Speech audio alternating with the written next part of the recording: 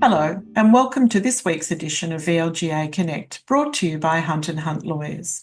Each week, the VLGA brings to you the latest news, insights, interviews, and discussions on issues of importance and interest to the local government sector, not only in Victoria, but nationally and across the globe. Today on the program, Eddy speaks with Mayor of Glen Eira City Council on their recent advocacy activities to both state and federal government. We learn about the key issues facing the Glen Eira community and what support the council is seeking from other tiers of government. Then, Chris sits down with Alan Getley, the Mayor of Buloke Shire Council, and Brent McAllister, CEO of Northern Grampians Shire Council, about an alliance between 5 northeast councils to advocate collectively on significant projects affecting the Wimmera region. I'm delighted today to be spending some time chatting with the Mayor of Glen Eira City Council, Councillor Simone Zmood. Welcome to the program. Thank you, Chris. Delighted to be here. Lovely to have you here. Big shoes for you to fill. You've had some pretty high-profile mayors in the past. How are you finding they fit those robes? So, I think I may be the shortest Mayor Glen Eira's ever had because the robes are only about a centimetre above the ground. But what I will say about Glen Eira is past mayors are amazing mentors. So, they've reached out. Obviously, I've got Councillor Margaret Essakoff, who's been mayor 5 or 6 times, still a current councillor, someone that I can turn to.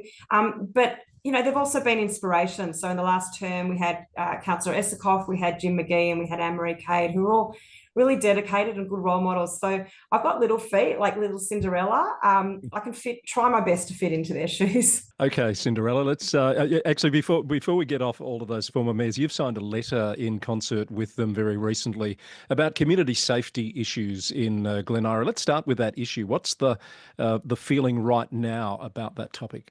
So I'm still waiting for a response from the Premier and looking forward to hearing back on that. And our letter was in really a reaction to a media article saying that the Premier and the state had agreed to increase the number of police in Glen Eira, particularly around the Caulfield, East St Kilda area, in response to concerns around anti-Semitism on a temporary basis. And so our letter was calling out to the Premier to say these issues are not going to resolve themselves, in the short term, and that we thought it needed to be a permanent increase. And we know that it's not just people concerned about anti-Semitism, but just rising crime. There's constantly stories in our different communities, social media groups, about home invasions, car break-ins, license plate thefts, cars being stolen, and not always actually these things fully happening, but people seeing it on their CCTV, their home CCTV, that people are, prowling around their properties looking at trying to break in. So the number of break-ins is only a small proportion of the number of testing and attempts to do that. So a lot of attention on this, and often the media is accused of putting too much attention and building a perception about a problem that's not really at the level they're suggesting. But we've had some stats come through recently that suggest maybe that's ahead of the curve. The old data is that Glen Eira, and it probably is still true, is a really safe place to live. But we know from relatively recent data from the City of Melbourne that crime has increased, particularly around cars and home break-ins. And that really aligns with what I've seen on social media. So these are just residents reaching out to their neighbours, their local communities. Many of our suburbs have their own social media group on Facebook or other. And almost daily people are reporting something or asking, have you seen this person, or did something happen to your car? So look, actually, I shouldn't say almost daily, but it's frequently enough that you can really hear that people are starting to feel quite stressed and concerned. And if people are not feeling safe, then it impacts many other areas of their lives. A couple of months, I think, since that letter about safety went to the Premier. Disappointing that as we record this, you've not yet got a response? Not yet. So I thought I'd give, the Premier's a very busy person, give the state government a bit of leeway, but I will start the clock on my social media once we hit the 2-month mark. Right. Okay. All right. Hopefully you hear something on that very soon. Speaking of other levels of government, federal election in the wind. We know it's not far away now. What's at the top of your wish list for outcomes from the federal election process? Well, we were delighted not that long ago to actually launch our federal election advocacy campaign. Obviously, when another level of government goes to election, they run their own campaign to get elected, the candidates and local councils. The level of government closest to the community, we have less than 4% of the national tax take, but we deliver 25 to 33% of both services and infrastructure for the community. So we have to get as much as we can through grants and through election commitments. We are unfortunately the municipality with the lowest amount of open space. So in each of our 3 electorates, Goldstein, Hotham and McNamara, we have an open space project that is ready to go. And we're speaking to each of the candidates to see if we can get funding for that. We delivered to each of the candidates a booklet of our projects that we'd really love support from the candidates. In Hotham, we have a new park area, an open space gap area called Ames Street, which is shaping up according to the design to be just something that the community will love, absolutely love. We have another in Goldstein, Porter Road property. And what I would say is our hero project for this election campaign is really around the McNamara electorate, which is the Elstonwick Club. So council bought the club for just under $15 million last year. It's a 3-year settlement. And if Glen Eira has the least amount of open space in Melbourne, in Victoria, Elstonwick has the least amount of open space in terms of both metrics, in terms of the walking distance metric and also per person in all of Glen Eira. So we are looking forward to settling in 2.5 years' time and converting that open space. But we really need other levels of government to partner with us and to help make that a reality. So we've gone to each of the candidates and said, this is the project. We've taken most of the candidates on a tour of the Elstonwick Club, talked about the potential, talked about the process of co-design with the community to make sure that it then responds to exactly what the community wants. And it's an amazing property, 2 street frontages, over almost 5,000 square metres, about the size of 18 tennis courts. So, and with close to our shopping strips, close to residences, close to council facilities, close to transport. It is really a perfect way to fill an open space gap. And it has an absolutely lovely heritage villa in the middle, which would be a fantastic community facility, community hub. How much are you looking for from the federal government for that project? For that project, we'd love $15.5 million. That would allow us to do both the land and the park and the landscaping, but also make sure that the heritage building is properly looked after and made sure that it can all be future-proofed. And it is, in terms of these open spaces, I think the really important message to the community and to other levels of government, these are legacy projects. We know during COVID that open space and being able to get outdoors was so incredibly important to people. And we know from all the data that getting out into nature, being able to interact, whether it's socially, getting outdoors for walking and exercise or playing sport, meeting people, is really important for people's health and well-being. So as the density increases and people are losing their private open space, it's incumbent on councils in our urban planning for the whole municipality to make sure that we're providing public open space. We'll come back to Elstonwick and activity centres more generally shortly. Just remind me, those 3 electorates you're talking about, how marginal are they? Well, I would say Hotham is not marginal at all. And the candidates who are opposing Claire O'Neill, MP, wonderful minister and representative for her community, will have to work really, really hard. The other 2 electorates are more interesting. So I think Goldstein is shaping up to be a bit of a battle between incumbent Zoe Daniel, MP, from the representative of the Teals, and Tim Wilson, who was the previous MP in that area. And they're both campaigning pretty hard. I've found it quite fascinating as I've travelled around my municipalities seeing their posters in other electorates. So there's quite a few of their posters in McNamara, for instance. Okay. And then McNamara is one of the most interesting seats in the country because rather than being a 2-way competition, it's actually 3-way between Labor Party, currently held by Josh Burns MP, and then Liberals and the Greens. So there are really strong candidates. The Liberals have Benson Sallow, who's got really interesting background, and the Greens have Sonia Semmons.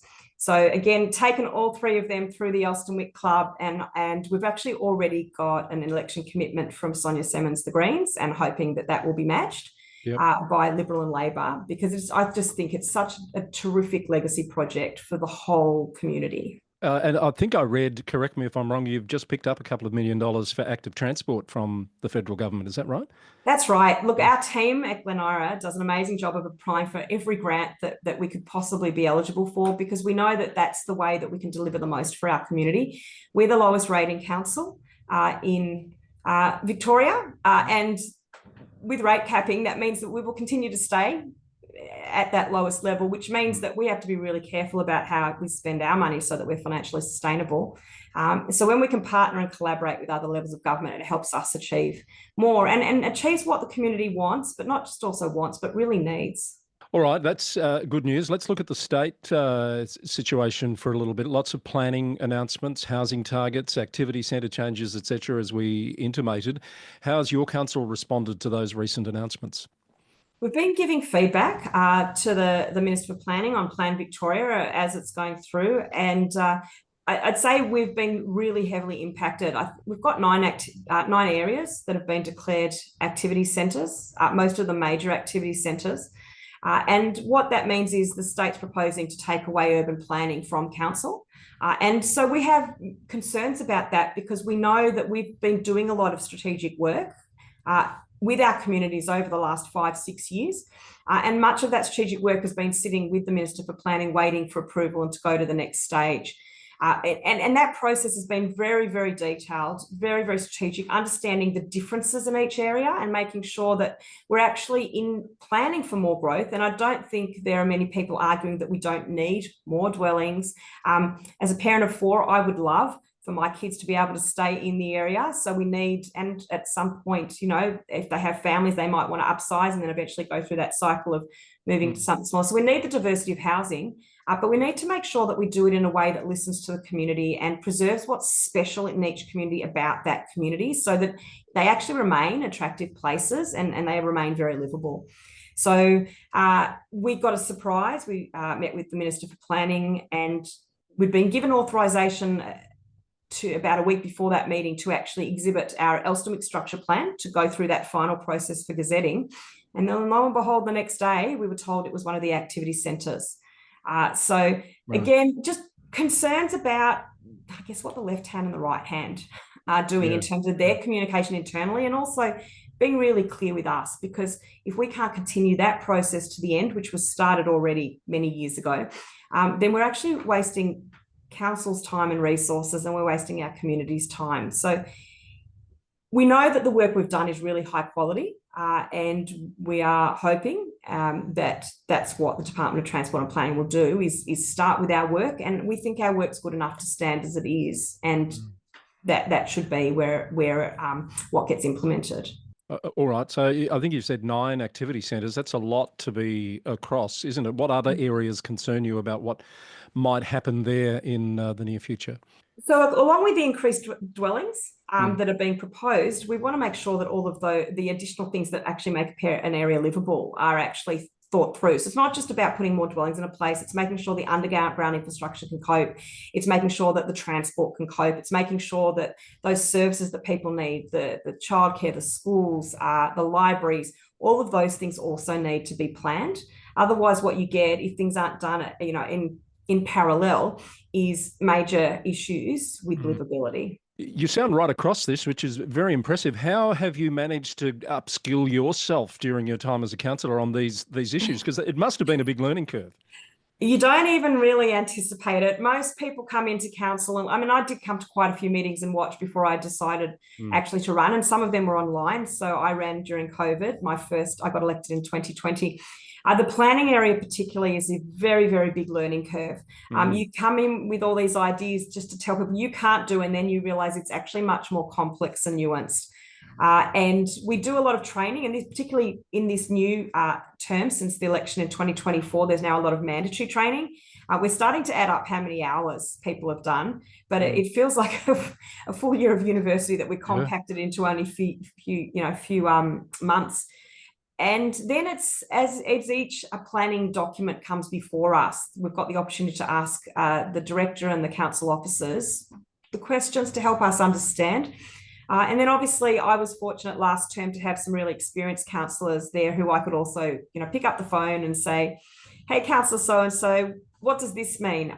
But our officers are always really available. So probably for the first year, before each major strategic document or planning application, I'd call up the manager for planning and say, I have some questions. And I think that's really important because councils need to make sure that they're fully informed and have all their questions resolved so that when they go into the chamber for a public council meeting, they are actually in a position to make a good decision. Well, from experience as a former CEO, the best councillor from a CEO's perspective is the one that informs themselves and helps contribute to informed decision making. Simone, you mentioned the mandatory training. It is a big impost in terms of time. Anecdotally, I've heard a few say, gosh, it's more extensive perhaps and ongoing than they were expecting. What's your feel for, is it hitting the mark, do you think, particularly for new councillors?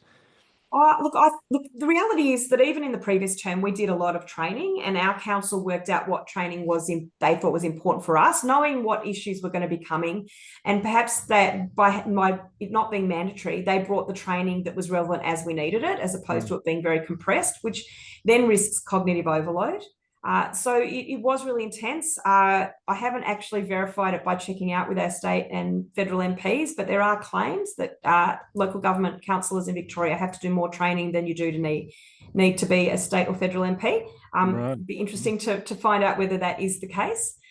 Sometimes there are certain aspects of it where I felt like it was perhaps a bit of overreach, because I think that the CEO of a council and the officers will know what specific things each councillor needs. But on the other hand, what we know is there's a certain uniformity across the state now in terms of the level of training that councillors have. So you could sort of have that expectation that councillors in vastly different areas at least will have a common language and common groundwork.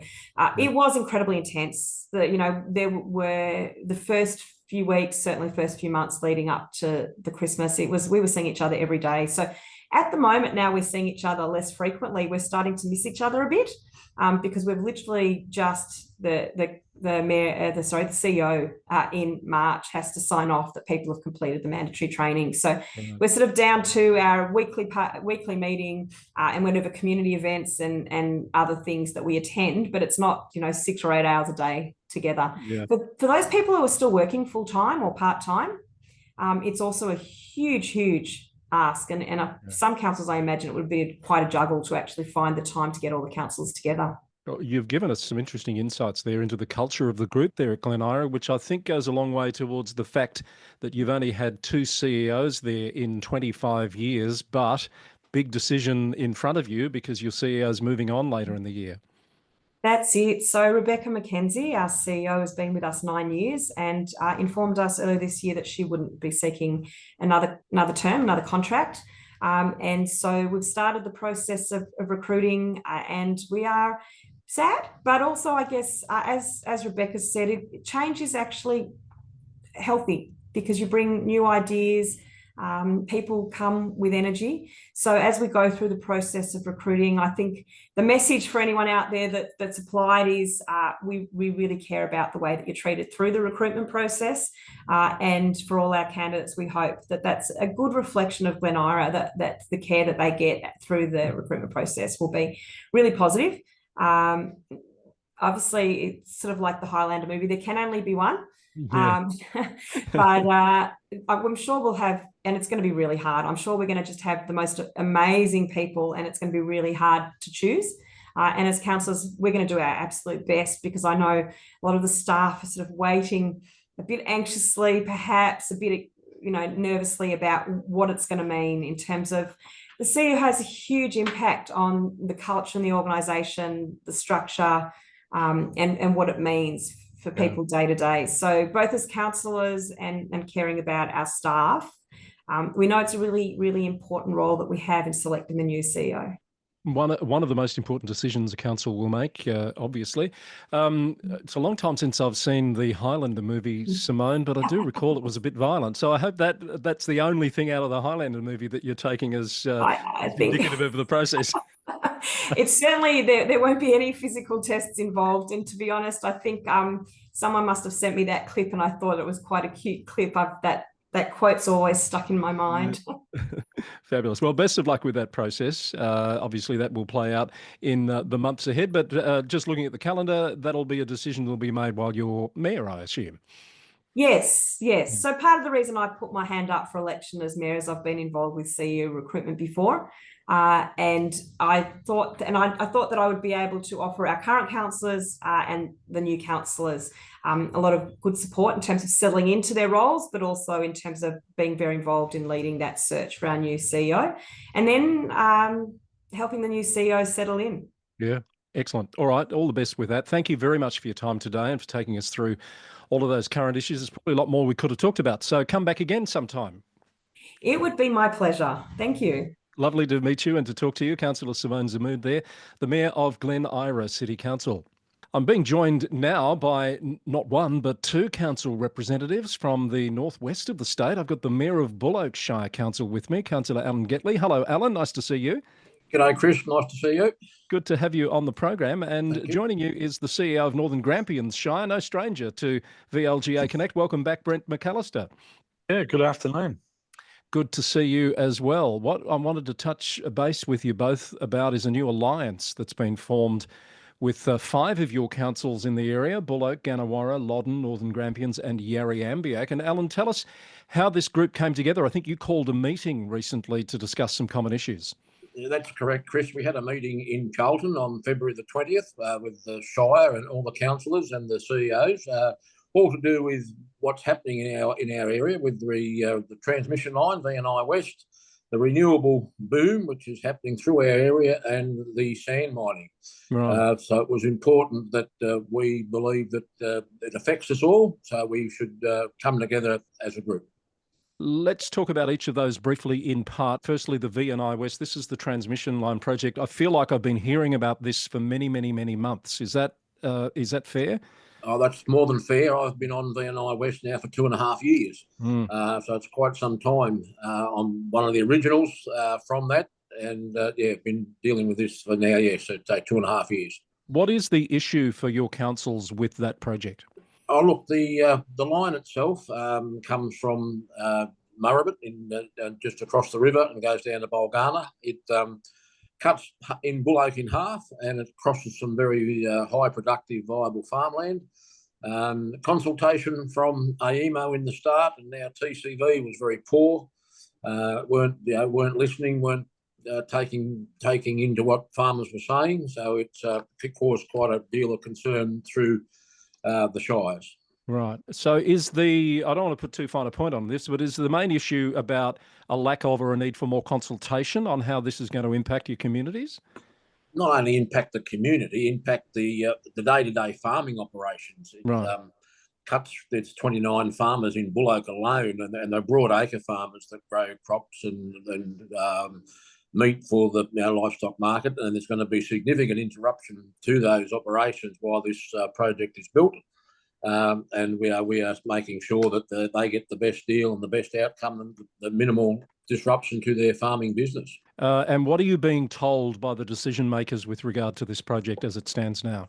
Oh, look, I've met with Chris Bowen, I've met with Lily D'Ambrosio, and I've met with other ministers. We understand that this project will happen. It will go ahead. The TCV have now been given a transmission licence, and one of the powers of that is compulsory acquisition. So that's a tool that they've got now to make this project go ahead. Now, Chris Bowen in Canberra last year made it very plain to me that this line was desperately needed to hook in Queensland, New South Wales, South Australia and Victoria would have a black hole if it wasn't built in it. And to quote Chris, this project has to happen, Alan. I've seen some other councils make statements on this too, further south, like Moorabool Shire, for example. Are there other councils that you're touching base with on this issue as well?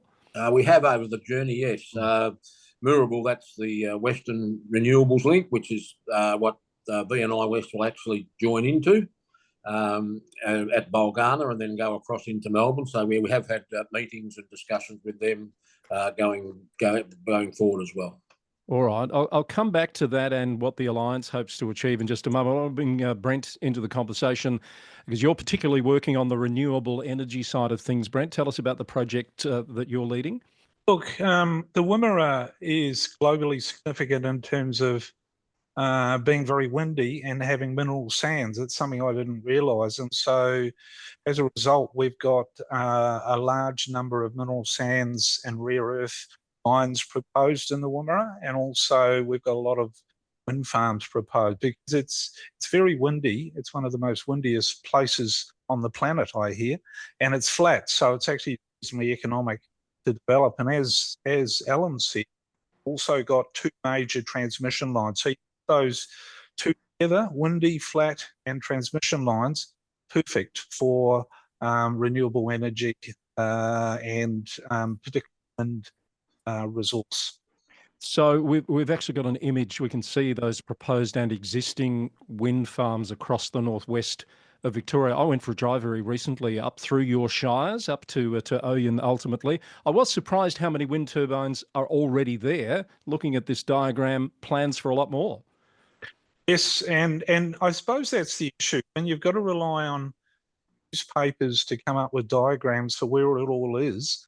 It's not ideal. So the idea of the study is to create a roadmap or a blueprint and a complete Wikipedia of every transmission line, battery, wind farm, solar farm, mineral sands, rare earth mine. Currently, you have to probably look up 30 sites, know where they are. And so the idea of the study is to put it all together on one map, to have a complete breakdown of construction jobs, ongoing jobs, how many wind turbines, where they are, where they're at in the statutory process. And then the idea, Chris, is then to look at readiness, supply chain and jobs, housing, infrastructure and community readiness, 4 sort of categories.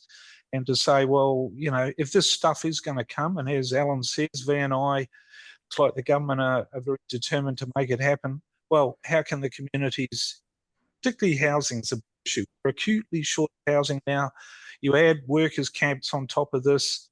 Are they going to be in the middle of nowhere, or are they going to be in the towns like Charlton and St Arnaud that actually are very acutely short of housing? So it's to try and get on the front foot with these things, Chris. Yeah, we could see on that second image where the mineral sands projects are. Some of them say under review, some of them say under preparation. What's the difference there? What under review, is that already in existence?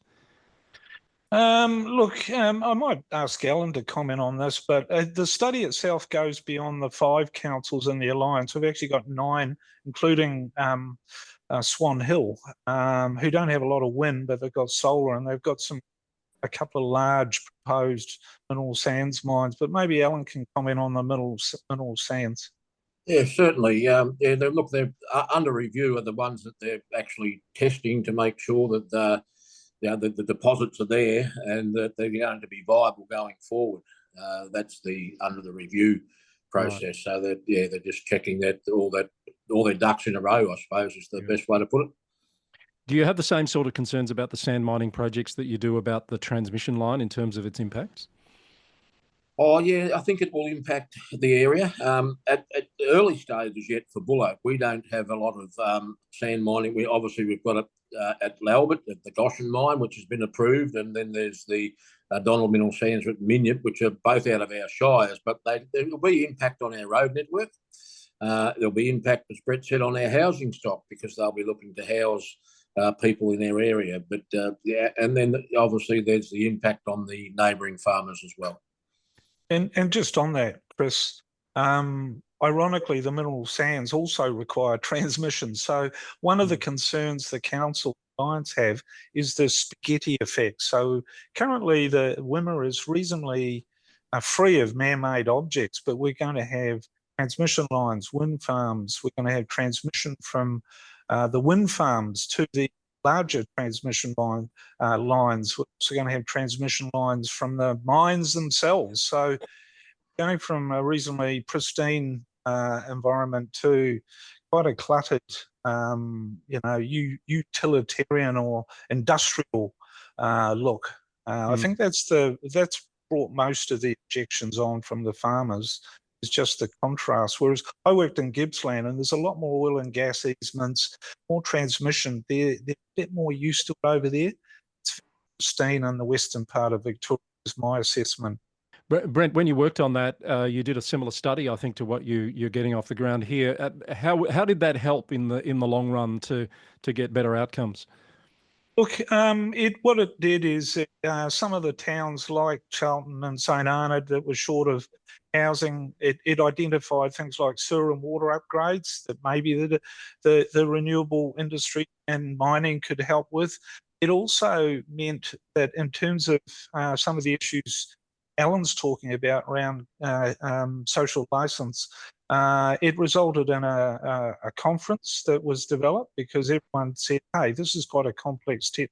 Let's all upskill councillors, farmers, etc. And then there was a big website, because at the moment, as I say, you'd have to look on 30 websites. So I hope that as a result of all this, we'll end up with a website that anyone, whether it be a farmer, councillor, whoever, can just go on there and they can find out where everything is, where everything's at. At the moment, that's impossible. So what's the time frame, do you think, on this study that you're doing? When do you hope to have a concrete outcome? It'll be a 6-month study.